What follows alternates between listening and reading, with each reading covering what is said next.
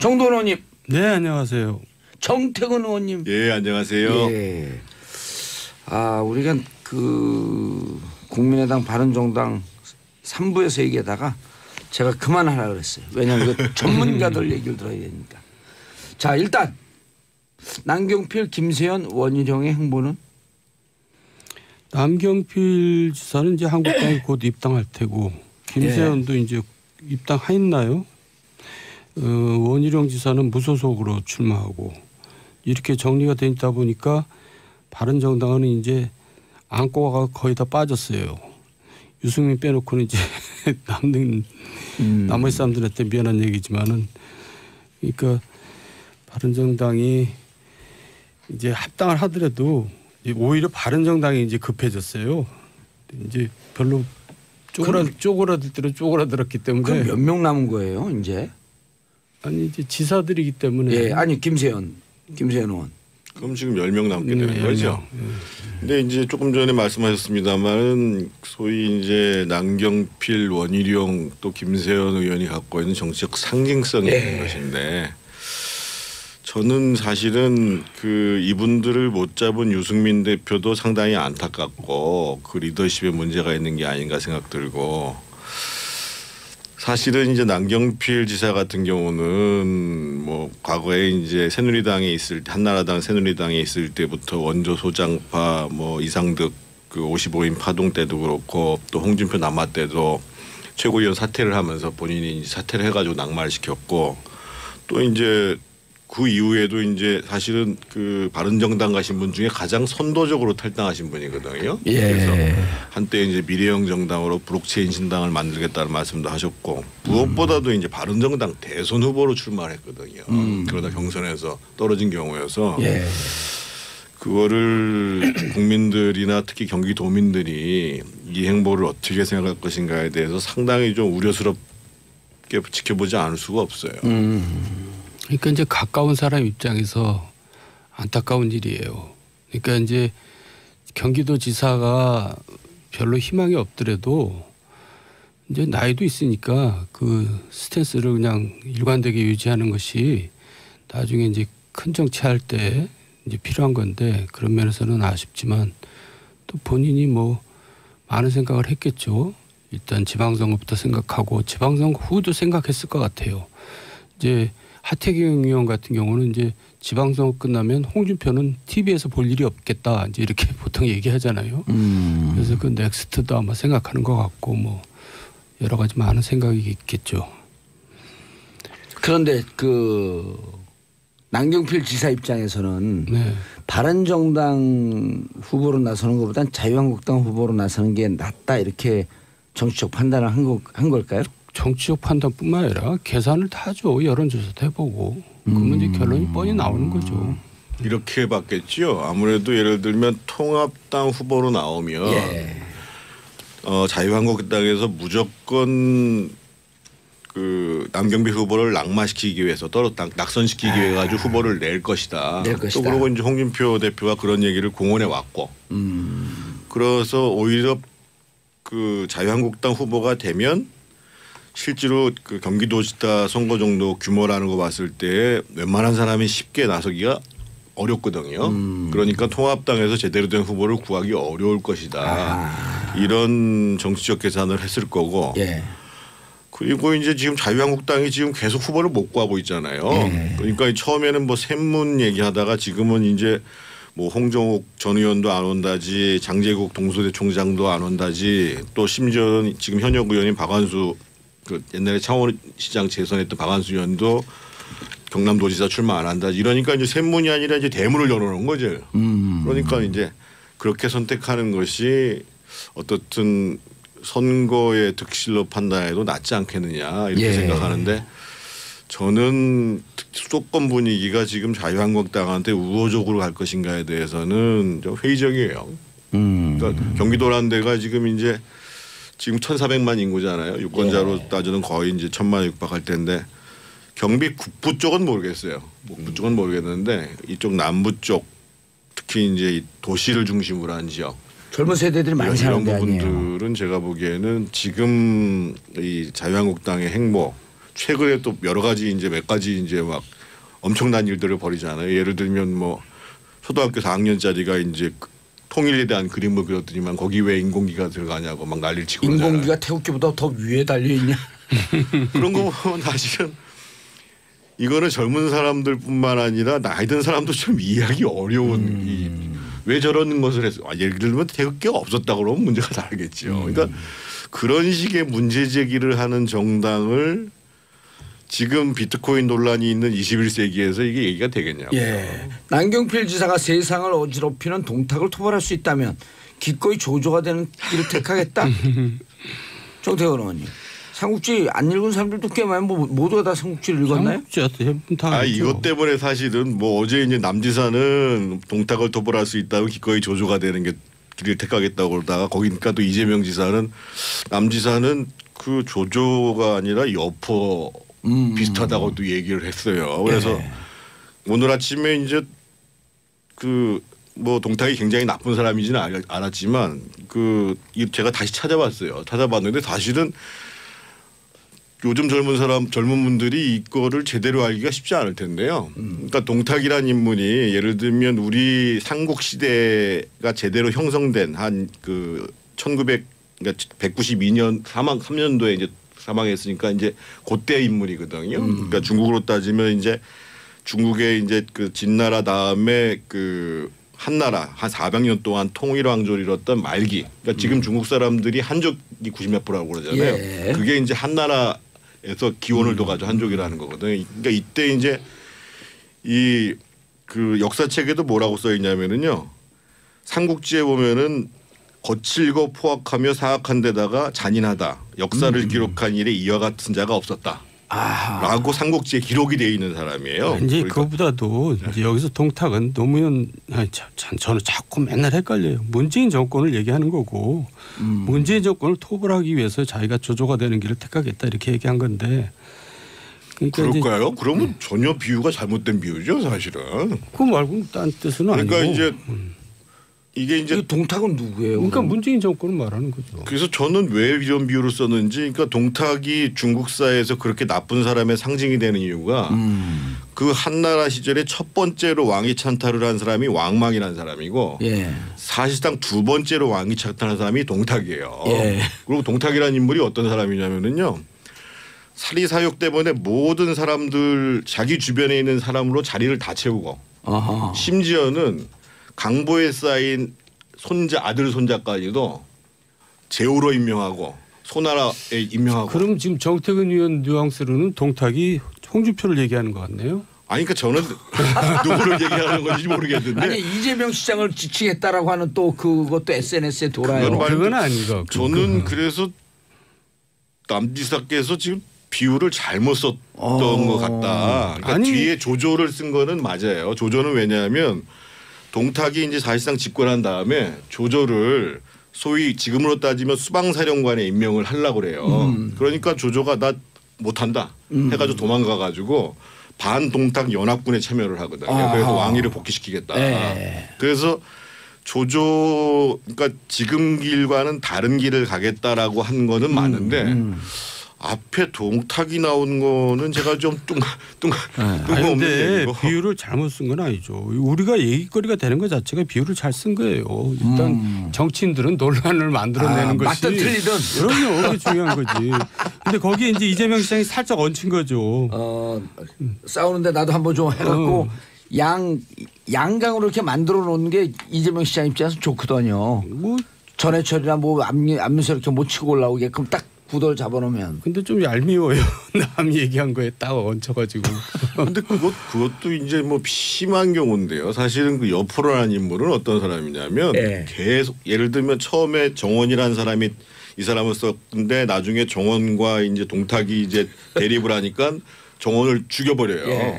그래서 거기 갔다가 또 그 뭐 유비한테 갔다가 원술한테 갔다가 이제 나중에는 이제 결국은 조조한테 이제 사로잡혀가지고 죽게 되는데 그러니까 그러니까 그 중국 그 삼국지에 보면은 이 최고의 무장 그리고 최고의 말이 이제 그 여포가 쓰는 적토마거든요. 근데 싸움 잘하는 것 빼놓고는 아주 그 배신의 귀재예요. 머리도 안 좋고.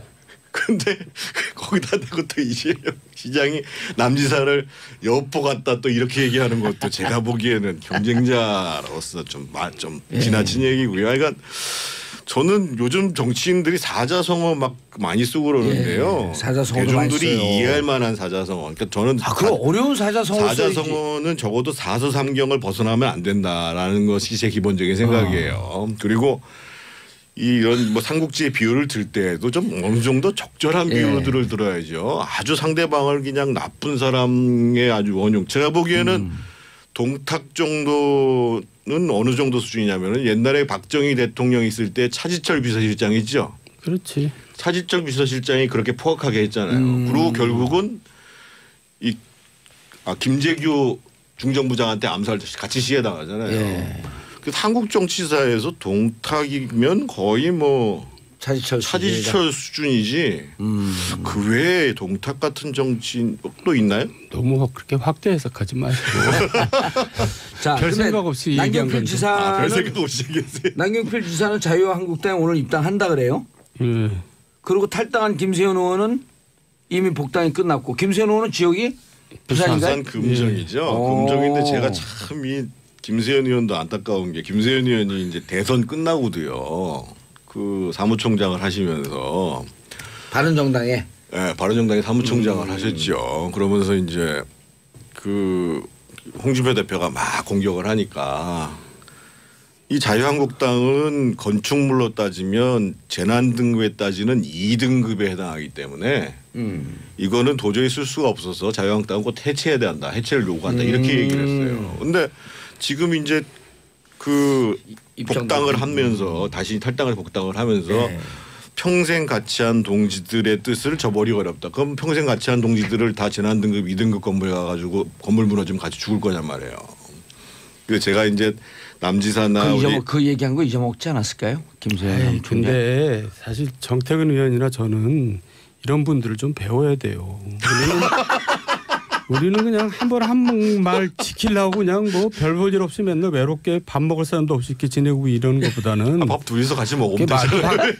말도 바꿔가면서 적당하게 또 기회를 봐서 당도 갈아타면서 그렇게 하는 거죠.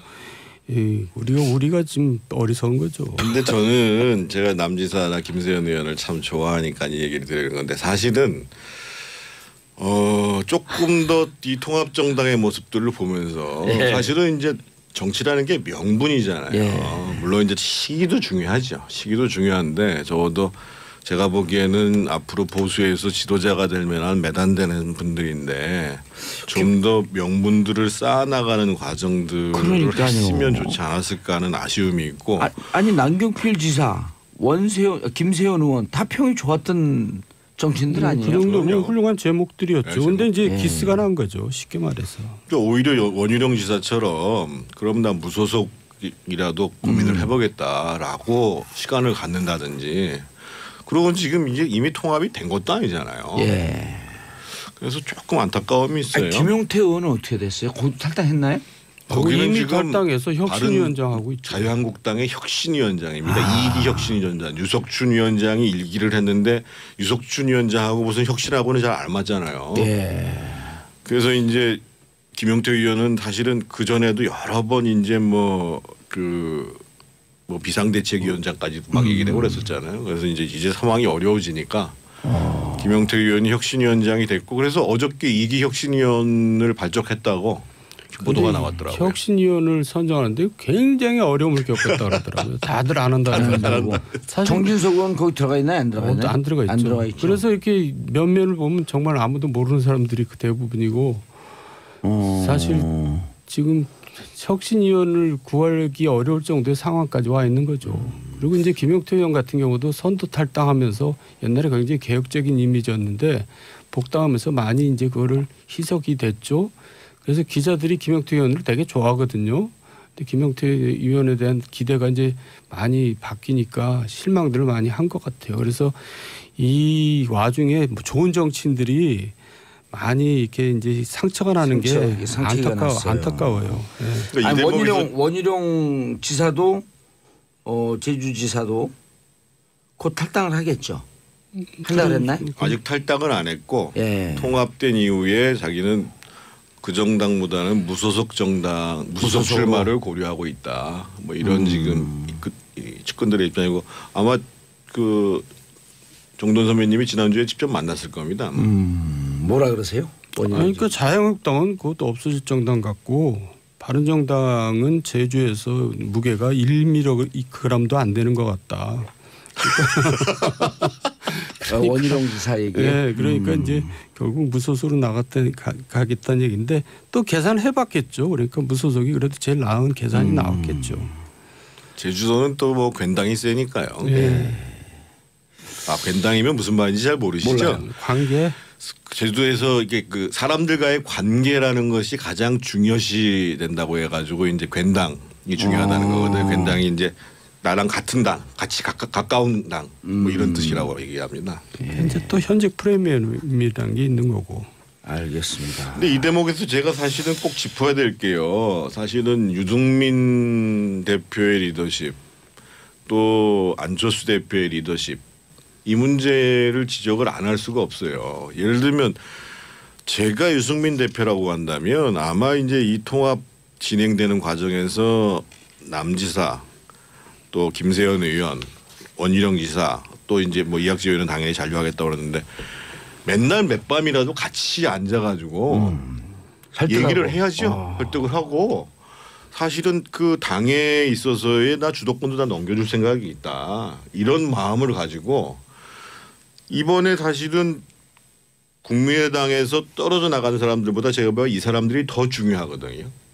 그리고 안철수 대표 같은 경우도 물론 뭐 내부 사정이 워낙 정신이 없겠지만 한번 뭐 경기도청에도 한번 가고 제주도청에도 한번 가고 뭐 부산 가가지고 김세현을 만나고 이러면은 사실은 이분들이 더욱더 이 고민들을 하면서 같이 할 수 있는 길을 모색했을 텐데 이 적극적으로 포용을 하고 남을 배려하는 정치가 유승민 대표도 잘 안 되고 안철수 대표도 잘 안 되는 것 같아요. 그러니까 유승민 대표가 이제 과거에 이회창 거의 비서장이었고 박근혜 비서장이었는데 생각은 좀 많이 개혁적인 사람이지만 태도는 그분들하고 못지않게 권위적인 것 같아요. 그러니까 이제 그냥 사람들 다 떠나는 거죠. 아니 연배도 비슷하잖아요. 그 정도원 의원님하고. 뭐 저가 하나 위인데 저한테는 형이라 그래요. 근데 그 제가 이제 박근혜 대통령 시절에 막 유승민 의원이 이제 박근혜 대통령하고 일종의 굉장히 대립이 됐을 때 제가 옆에서 많이 거들어줬거든요. 근데도 고맙다는 전화 한 번도 안 해요. 그래서 묘한 그 정치인들이면 좀 이렇게 좀 와 하면서 좀 이렇게 의리 뭐 이렇게 좋게 얘기하면 수줍음을 많이 탄다고 볼 수도 있는데 근데 안철수 대표도 그렇잖아요. 이분도 벌써 정치하면서 측근들이 수시로 바뀌어요. 수시로 바뀌었어요. 이리 갔다 저리 갔다 뭐 또 요새 이태규 의원이 굉장히 가까운 모양인데 또 한때는 이태규 의원하고 말도 안 하고 지내다가 뭐 박선수 의원도 돌아섰다고 그래요. 통합의 반대쪽으로. 그러니까 그 완전 측근 중에 측근이었잖아요. 근데 거기는 뭐 비례대표인데요, 뭐. 아니 비례대표인데 그래갖고 그 출당을 제명을 시켜줘라라고 하는데 뭐 그것도 지금 이제 그 이상돈 의원하고 그 몇몇 의원이 있거든 3명인데 거기 4명까지 늘어난 게 박선수 의원도 통합 반대쪽으로 돌아섰다는 거예요. 근데 저는 제명을 시킬 거예요. 시킬 건데 아마 이제 그 통합이 다 끝난 다음에 그런다 그러더라고요. 그 통합 그 제명 안 시키면은 그 무슨 뭐 그 이제는 잊어버렸을 텐데 안철수 대표가 새 정치한다고 정치 시작했는데 새 정치가 아니라 아주 구악 정치를 하게 되는 건데요. 스크루지가 되는 거죠. 꼼수도 많이. 샤일록이 되는 거고. 근데 이렇게 해갖고 자유한국당으로 가면 정태근 의원님은 그런다고 한들 뭐 지방선거에서 뭐 바람이 불겠냐. 근데 정돈 의원님, 김세연 의원은 부산시장으로 나갈 가능성이 있나요? 부산시장 가능성 별로 없고요. 이제 자기 그 다음 총선 재선 때문에 그랬을 겁니다. 지금 서병수 시장이 간신히 버티고 있거든요. 그나마. 서병수 시장도 그러니까 지금 무소속으로 나간다는 거 아니에요? 지금 여당이 앞서요. 부산에서는 지금 야당보다. 근데 서병수 갖고 간신히 버티는데 현직 프리미엄이 있기 때문에 김세현 의원 갖고는 부족하죠. 그러니까 본인도 그걸 알 겁니다. 재선 때문에 그런 거죠. 총선에서. 근데 저는 그 사실 지방선거까지 아직 앞으로 한 5개월가 예. 안 남았지만 예. 저는 이제 판도는 특히 부산이나 호남 같은 경우는 전혀 예상할 수 없다고 봐요. 왜냐하면 기본적으로 부산 같은 경우에 지금은 민주당이 앞서지만 예. 사실은 완벽한 삼주화 구도가 될 수도 있는 거거든요. 그리고 상대적으로 샤이 보수가 지금, 많아요 현재. 그렇죠. 그리고 이제 이 문재인 정부가 지금 계속 정책 실패가 지금 쌓이고 있는 와중이란 말이에요. 그래서 더더군다나 제가 지난번에도 말씀드렸습니다만 일자리 문제가 굉장히 중요한데 특히 이제 일자리 문제를 더 체감하게 되는 게 이제 졸업하고 예. 3, 4, 5월 달이 계속 지나가잖아요. 그럼 사람들에게 그렇죠. 눈에 띄게 사실은 드러나는 건데 지금 이제 문재인 정부도 걱정하듯이 지금 18년 이래로 지금 최악의 상황으로 지금 일자리 문제가 가고 있는 거거든요. 최악의 상황으로. 그래서 지금 쉽게 지금의 지지율을 가지고 지방선거를 예측하는 것은 저는 쉽지는 않다고 그러니까 지금 아쉬운 것은 야당 입장에서 보면 그런 문재인 대통령의 약점이라든가 실책이라든가 이런 거를 권위 있는 목소리로 국민들한테 들려줄 만한 인물이 거의 없어요. 그게 이제 굉장히 아쉬운 대목이죠. 알겠습니다. 아, 요 얘기 꼭 물어봐야 되는데 네. 김백준 씨 잘 아시잖아요. 잘 알죠. 지금 구속영장 청구했거든요. 김백준 씨야말로 MB의 집사라고 할 수 있는 사람이고요. 측근 중에 측근. 측근 중에 측근이고 이제 돈 관리를 다 하는 분인데 되게 담백하고 좀 맑은 분입니다. 그러니까 이 양반이 자기가 개인으로 돈을 챙겼다는 거는 저희들로서는 상상할 수 없고요. 제가 김백준 씨가 이제 변호사 자문을 하고 있는 변호사하고 통화를 했는데요. 예. 본인은 전혀 안 받았다. 기억이 없다라고 지금 얘기를 하고 있대요. 예. 알겠습니다. 요 얘기는 또 진행되는 대로 또 한번 나중에 보고 예, 두